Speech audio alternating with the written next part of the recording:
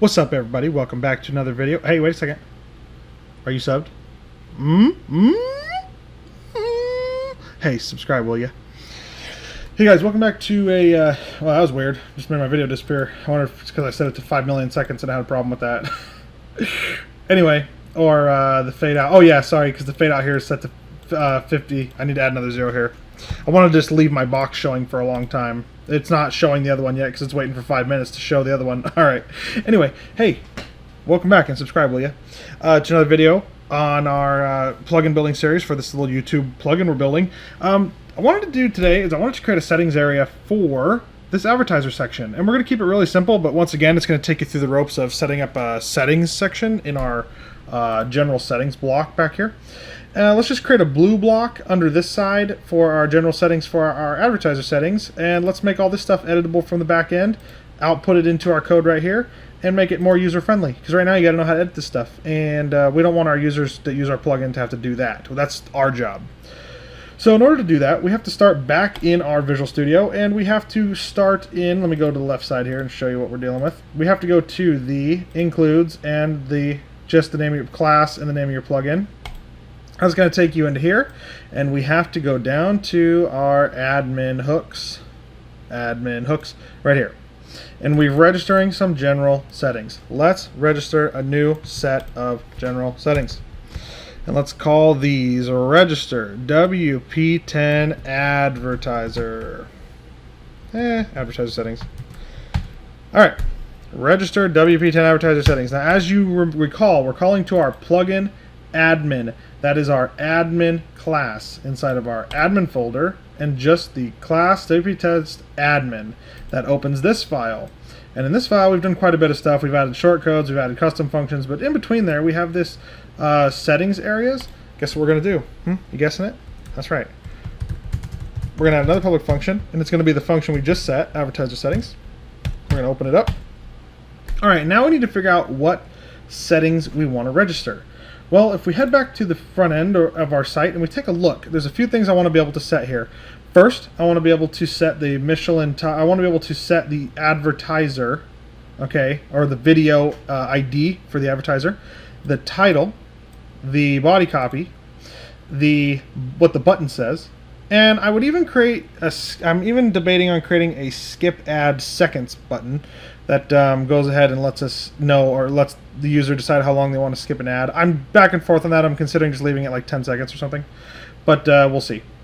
So let's just go ahead and create them. We need 1, 2, 3, 4 fields, 5 fields for this. I'll probably go 5 fields.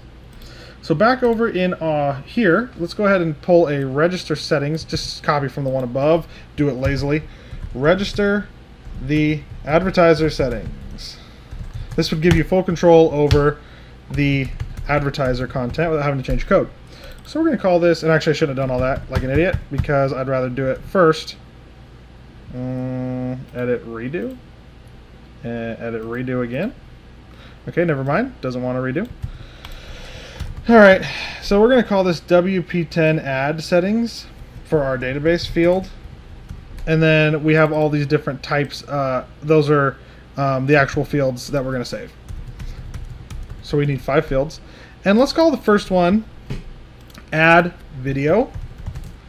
You guys probably can see where this is going, can't you? Add title. Add body copy. Add button copy.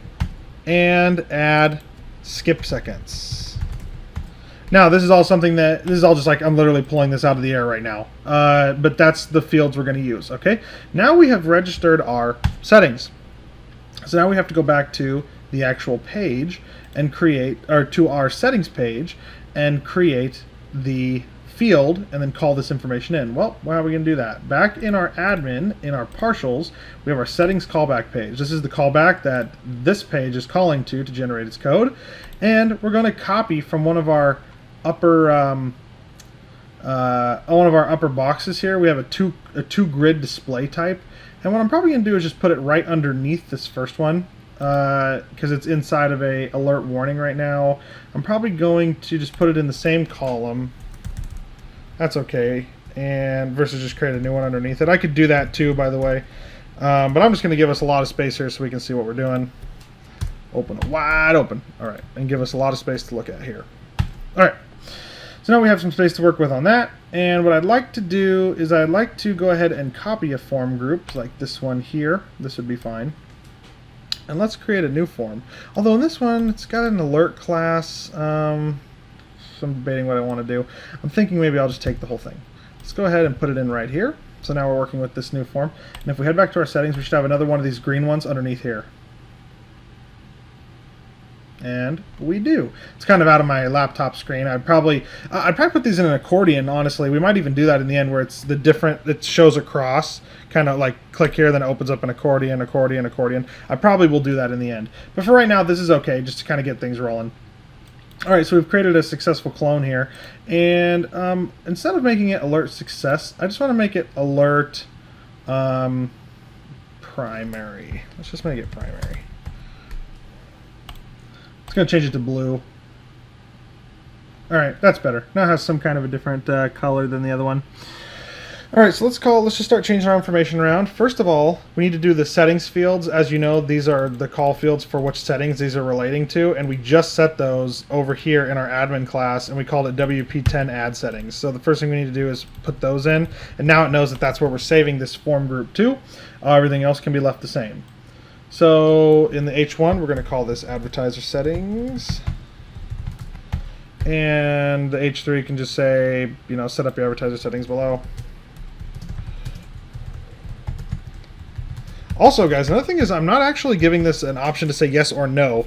I'll probably end up doing that in the end too, which is where you can actually check a box overall that just says use, yes or no. And when no is selected, there will be no ad. We could also do that all too. You can go so deep with this. I'm just kind of giving you an overview of all the cool stuff you can do by making a plugin, and I'm going to make a lot more plugins in the future too. So, okay, so down here we know that we have number of videos to show. Well, instead of that, let's actually repurpose this box, and instead of deleting it, and let's turn it into the add skip seconds. Okay, so for add skip seconds, and the name of the box, as you know, the ID is what saves it, the name and the ID, and we're going to put it there too. It's kind of funny. All we're doing is just repurposing this code to grab add skip seconds from our database and put it into this number control box. Skip add after how many seconds. Okay, that's what that's going to do. That's a good start. Now a drop down. We don't actually need a drop down in this particular example. We need text fields. So I'm just going to take one of these text fields. I'm just repurposing stuff, okay? And instead of writing it from scratch, I'm just repurposing a lot of these fields. So we're going to take this one here. This is from another form group for that YouTube from above. And we're actually going to get rid of this select, and we're going to put this in. And actually, I want to word wrap everything. Control Z, remember, you can, or Alt Z, you can word wrap your Visual Studio Code. Okay, and then what it's for, we can hop right back over here and say it's our add video. Right? This is for our add video. The name is add video. I want to get the option add video, and I want the ID to be add video. So now we have an add video text box, and we want it to say advertiser YouTube video ID. So it's going to only pull from YouTube videos for its advertiser box, which is okay for this particular plugin. And the placeholder is just going to say, like, it would just give like example, and then it would show an example of a, you know, of some kind of video. Like, we could take it from anywhere. We could even grab it from one of our public videos on the front over here, like even this one here. And we could just say, hey, here's an example of the video. Just like that. Okay, now we have that box. And so let's create another form group box. Let's just go ahead and just keep working on down the list. And in this one, we're going to be looking for the add title. So all we have to do is change this to add title, add title, add title, and add title. And now we have an add title. Okay, and so now we're going to say the add title. I hope you guys see where this is going. This is going to be pretty easy, actually. This video is going to be relatively short because I'm just showing you how to get your options and output. But it's kind of cool to be able to set it all from the back end. Next one is add body copy. So add body copy, add body copy, add body copy, and get option, add body copy. The cool part is once you've written a lot of this code, it's so easy to take it from one place and put it into another place. It really is. It makes life so easy on us because we can just do a lot of copy and pasting. And also it makes the video shorter too. And then your button copy. And this is the add button copy, and add button copy. And we can say add, not two B's, button. Okay, add button copy. We don't want a button. All right, and I bet you we're just going to say save advertiser settings. Changes, that's fine. All right, so let's go back to the front, or to our site's back end, and let's go ahead and re-go to the settings page. And let's take a look.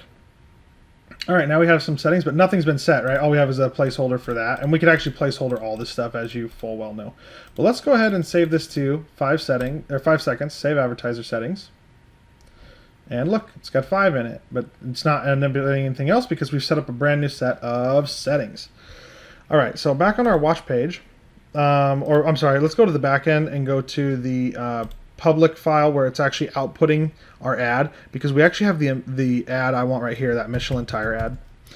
So in our back end, I'm going to paste in that Michelin tire vid ID. The title is going to say, this is our new title. Body copy, blah blah, some stuff about product, and our button copy is going to say, click me now. All right, let's see what that should save all that info. All right, so all of our info has been saved, because remember guys, we're outputting it right on our settings callback. That's what this PHP echo get option is. In an earlier video I taught this, how to output the value to make sure it's saving. But guess what, you see how it's echoing, getting these options, outputting them? Well, guess what? We already have the code written for this file here. This is our public file that's outputting our shortcode. This is all being done through a shortcode. And how do you think we output the information we want? Yeah, you guessed it, right here. All right. Oh, let's go ahead and do it starting from the top. Okay, so for the fade out, or for the skip button to show, remember it's a skip, the skip function. Well, we can actually transpose a PHP variable into a JavaScript variable very easily, because PHP loads before the page loads. Remember, that's how it works. PHP loads prior to the page. So we can just go like this.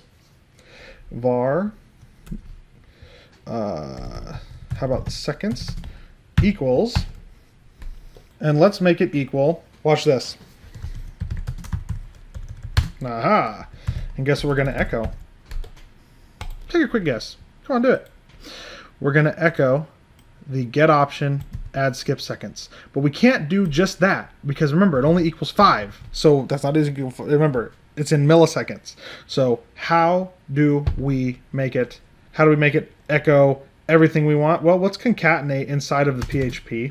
It's a little easier. Look at that. Well, that's it. Now what do you think the seconds equals? It equals 5.000 equals 5 seconds. And now where do you think we use this function, or this variable? This is the timeout for the skipper. We put it right there. Okay? And now the seconds equals to 5. So now we've outputted that properly. And it's going to count down to 5 seconds, and it's going to show the skip button. Perfect. All right, there's the first one. The next one we need is our add video. Well, that's pretty easy too, right? If we go back to our settings callback, and we have the echo one for the video right here. Yep, this was it. We can copy the whole PHP part of it and everything. This is the video that's going to be output. I'm actually going to drag these files closer together. And right here is the video that's being outputted inside of our add unit. There you go. So now it's going to output, guess what? The video. Okay, it's going to output the video, which is what we saved. I hope you can see how this is going. It's going to be real, like I said, very easy. And now we have to do the add title. So we can grab the title that we created, and we can put that in the title slot in between our get Michelin tires today. There's our title. Then we can get, I don't know why I keep going to that admin page, I need to close that. And then we can get our body copy, place it right here in the body copy. And then we can get, finally, our add button copy, and we can put that inside of our button right here. All right, perfect. Now, of course, we'd want to error check this, and if the user hadn't created anything, we'd want to have some kind of stand-in or something like that. Obviously, this is just to show you that we've already saved some data, and so now it should show inside of here. Okay, so this loaded properly. Our ad this showed after 5 seconds, and this is our new title, blah blah blah, some product stuff. The only thing is, Visit Michelin Now didn't change. That's interesting. Oh, I must have put it in the wrong spot. Yeah, I did. I actually put, look, click me now. I did that as our skip. I put it in the wrong spot. So we need to take this, my bad, put it under the Visit Michelin Now button. And then in the skipper button, we need to just say skip ad. All right, and back in the front, let's do it one more time. Button should show up after 5 seconds. Click me now. Okay, and our skip should show up. And it does. And it skips. All right, now let's do a little bit of changing just to see. Instead of click me now, let's actually make this 10 seconds, and let's see how much longer it takes to show up. So now we have 10 seconds. Back to the front, refresh it. And it should take 10 full seconds for it to show up. See, so our PHP concatenation into a JavaScript variable, casting, it worked. Okay, so us casting our PHP variable, getting it from the database and casting it into a usable JavaScript and then passing it into our JavaScript variable. Easier than it looks, right? Okay, guys, I think that's going to wrap us up. That was a really easy way to, first of all, create your, call your new settings created inside of your admin, right here. And then make sure you register all the settings you're going to need. And then go ahead and just create a new form inside of your settings callback page. It was real easy. And then we went ahead and just called the field in and then started making our fields. This was so easy. And it's going to be in the GitHub as well, so you'll be easy to find that. And guess what? Now we have a fully customizable advertiser spot. If anybody was to sponsor your videos on your own site, or if you were to get yourself a sponsor for your videos aside from YouTube, you could do it just like this. And they could pay to be on your site or to pop up above your videos based on your traffic or whatever. So anyway, hey, hope this was helpful to you. And do I even have to say this to you? Just subscribe, will you? And if you need any help, give me a comment. I'm here to help you. And then also check the GitHub because this will be updated, like I said, probably tomorrow being the 25th or the next day. So anyway, hey, I look forward to seeing you guys in the next one.